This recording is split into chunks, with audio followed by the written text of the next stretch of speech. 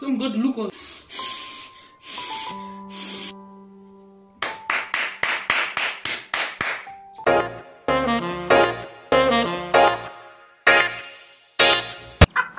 Have you ever heard of the term photosynthesis?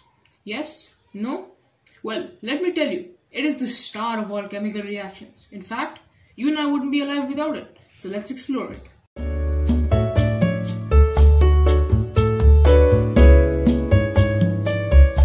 Photosynthesis, the chemical process by which green plants convert water and carbon dioxide in the presence of light into glucose and oxygen. But why do we have to learn about it? Like, why do plants even do it? Well, just like how you need energy to live, plants need energy to grow and survive. They get this energy through photosynthesis.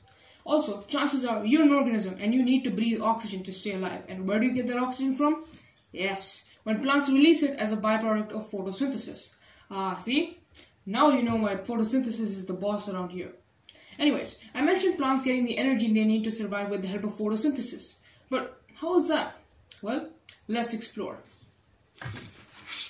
We all know the mighty sun provides us with a ton of light energy due to fusion reactions taking place in its core. This light energy eventually reaches the earth and then gets absorbed by the plant leaf.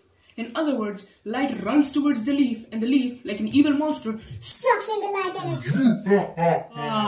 Now, this light energy is converted through photosynthesis into useful chemical energy in the form of glucose that is then used to drive life processes within the plant. But let's pause that reaction for a second there and understand it deeper. As mentioned prior, plants take in carbon dioxide and water for photosynthesis. And for them to convert light energy to sweet chemical energy, they need these two. As we know, water, or H2O, is a compound where there are bonds between each of the individual hydrogen and oxygen atoms. The same goes for carbon dioxide, or CO2.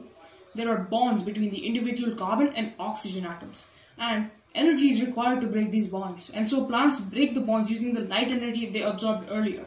And once all the compounds have broken down to their fundamental parts, the plant rearranges the atoms to form a new compound called glucose, which is a simple sugar. Whilst creating the glucose molecule, energy was expended, and therefore there is energy housed in the bonds of the atoms making up the glucose molecule. Oh, and let's not forget something important. During the formation of the glucose molecule, some of the oxygen atoms were not needed, so they just formed their own molecule, O2. And since the plant doesn't need oxygen for the moment, the O2 gets expelled out of the plant as a useless byproduct. We humans then take that oxygen and breathe in style. I guess one man's trash truly is another man's treasure.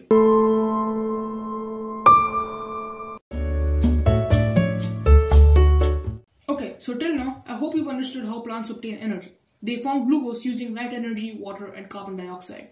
However, glucose is a mere form of chemical potential energy, meaning that it is a compound that has energy in its bonds, that can only be obtained for good usage when the bonds are broken down. See where this is going? Plants need to break the bonds in the glucose that they form to obtain the energy they need to drive life processes.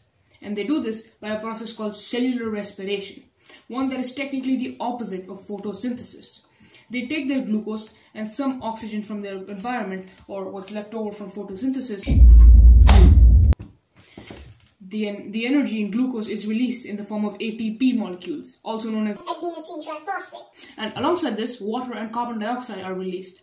All living organisms respire, which means we all take in glucose and oxygen and use the two to form adenosine triphosphate that we absorb and to obtain energy and live life.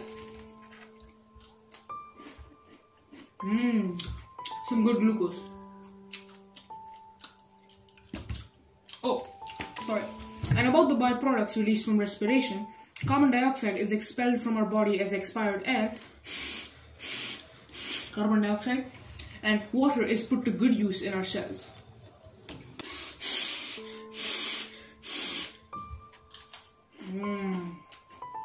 Some good glucose. So good. I love to eat, man.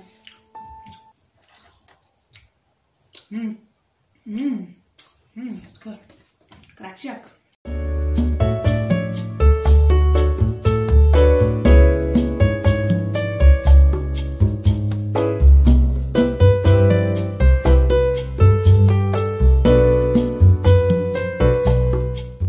Side note, do you want to know where photosynthesis takes place in the plant?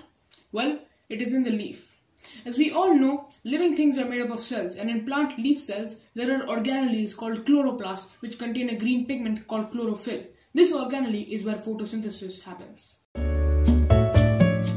Now that we have explored both photosynthesis and respiration, let us look at their respective chemical and word equations. For photosynthesis, 6 molecules of both carbon dioxide and water in the presence of sunlight go to form the simple sugar glucose molecule and 6 oxygen molecules. And the exact opposite of that is respiration, where a molecule of glucose combined with oxygen goes to form carbon dioxide, water, and energy in the form of adenosine triphosphate molecules. So, by now, you know what plants need to carry out photosynthesis and acquire glucose.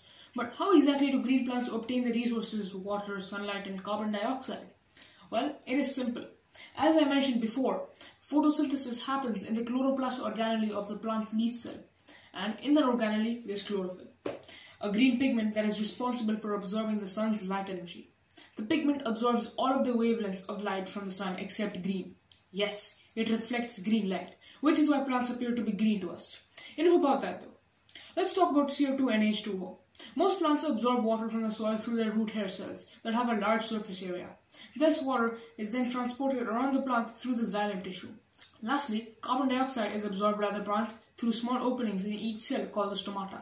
Stomata help regulate water levels in the plant, and they also release the sweet oxygen we need to stay alive. Oh yeah. So yeah, that's it, and that's all for today. Thank you for watching, and I'll see you all next time. But till then, keep learning, kids.